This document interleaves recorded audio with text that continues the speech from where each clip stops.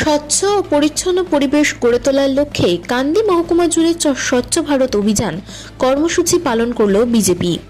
এই উপলক্ষে কান্দি মহকুমা হাসপাতাল সহ বিভিন্ন গুরুত্বপূর্ণ এলাকায় সাফাই অভিযানে অংশ নেন বিজেপির কর্মীরা, সহকর্মীরা এবং মহিলা মোর্চার সদস্যরা।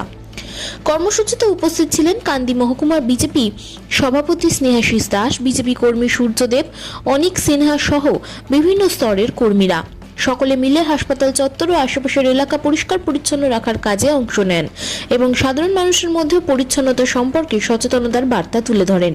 এদিন মহকুমা সভাপতি স্নেহাশিস দাস জানান, স্বচ্ছ ভারত অভিযানের এই কর্মসূচি আগামী দিনেও ধারাবাহিকভাবে চলবে। শুধু শহর নয়, মহকুমার প্রতিটি বুথে বুথে এই কর্মসূচি পালন করা হবে।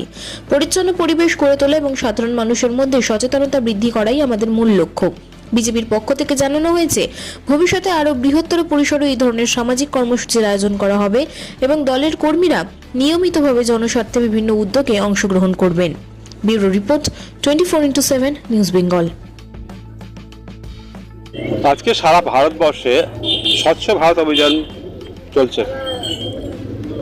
সেক্ষেত্রে আমাদের কান্দি টাউন মণ্ডলের পক্ষ থেকে সমস্ত বিজেপি কার্যকর্তারা উপস্থিত এবং তারা ঝাঁটা, ঝুড়ি, বালতি সমস্ত কিছু নিয়ে, ব্লিচিং পাউডার সমস্ত কিছু নিয়ে আজ আমরা কান্দি হসপিটালে উপস্থিত হয়েছে এবং আমরা সমস্ত পরিষ্কার পরিচ্ছন্ন করছি স্বচ্ছ ভারত অভিযানের মাধ্যমে।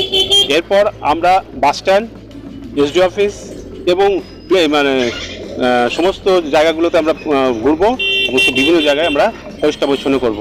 তারপর আমরা প্রত্যেক ওয়ার্ড এবং বুথে বুথে আমরা স্বচ্ছ ভারত অভিযান পরিকল্পনা করব।